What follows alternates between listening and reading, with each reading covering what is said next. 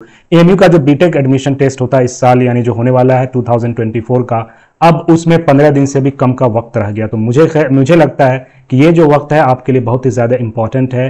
तो इस वीडियो में मैं आपको कुछ सजेशंस देने वाला हूँ, कुछ इंपॉर्टेंट चीज़ें बताने वाला हूँ, और मुझे लगता है कि ये भी आपका एक अच्छी प्रिपरेशन का एक पार्ट होता है। जब आदमी को सही गाइडेंस, कुछ इंपॉर्टेंट मशवरे और सजेशंस मिलें तो आप वीडियो को एंड तक देखिए।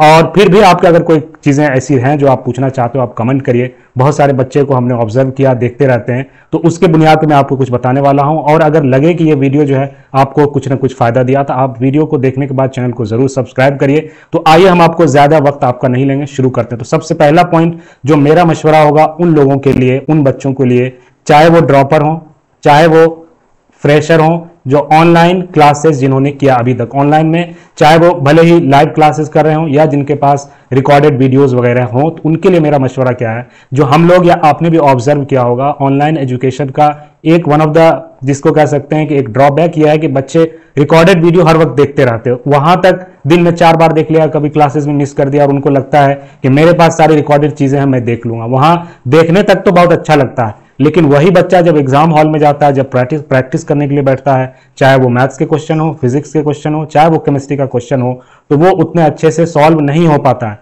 मैं सबकी बात नहीं कर रहा हूं, लेकिन बहुत सारे ऐसे बच्चे हैं जिनके साथ ये प्रॉब्लम होता है। आपको, मुझे लगता है आपको पता है ये प्रॉब्लम क्या है। वजह यह है कि वहां तक तो बहुत अच्छा लगता है, लेकिन वो प्रैक्टिस सही से नहीं करते हैं। तो अब मेरा ये मशवरा है कि भले ही आप फ्रेशर हो, ड्रॉपर हो, आपका वो वक्त गुजर चुका कि बार बार आप वीडियो देखिए फिर उसी पे बिल्कुल फोकस आप रिकॉर्डेड चीजें देख रहे हैं। बल्कि आपने जो कॉन्सेप्ट लर्न किया आप उसमें लिमिट करिए चीजों को देखना, उसको प्रैक्टिस करिए। जो भी आपके पास मटेरियल है, पीडीएफ फॉर्मेट में है, चाहे बुकलेट जहां से भी मिला हो, उसको आप प्रैक्टिस करिए, अपने आप को चैलेंज करिए, वहां पे बैठिए, बैठ के सॉल्व करिए, और तब जाके आप चीजें देखिए कितना ज्यादा अभी जो आपके पास 15 दिन या 14 दिन जो भी बचा है, कितना ज्यादा आपका बेनिफिट होने वाला। और ये बात मैंने कई बार 1-2 वीडियो में ये बात बोला, और जो बच्चे किया उनको बहुत ज्यादा फायदा भी हो रहा होगा, और उन्होंने खुद अपनी आंखों से इसको देखा होगा, उसको फील किया होगा। तो पहला पॉइंट ये है कि एक्चुअल आप प्रैक्टिस पे आइए, फिजिक्स के क्वेश्चन लगाइए, मैथ के क्वेश्चन लगाइए। तो इसमें मुझे लगता है कि ये एक इंपॉर्टेंट पॉइंट है जो आपको इस पे ध्यान देना चाहिए।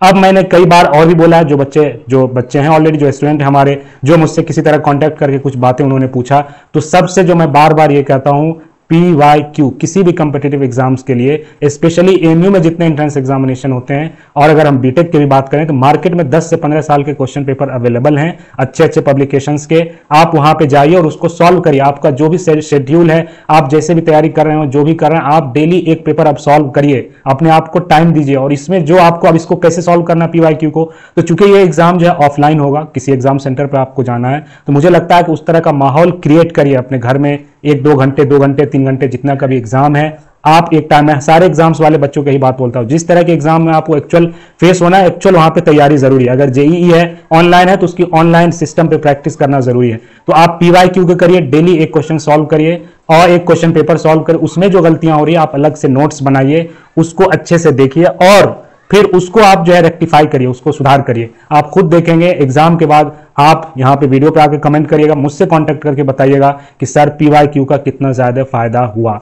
तो ये 2 इंपॉर्टेंट चीजें हैं। बाकी आप, मुझे लगता है कि सबको ये ख्वाहिश होगी ये जानने की मैं कितने मार्क्स लाऊं। तो 150 मार्क्स का है, नेगेटिव मार्किंग है ही है, वो सबको मालूम ही है।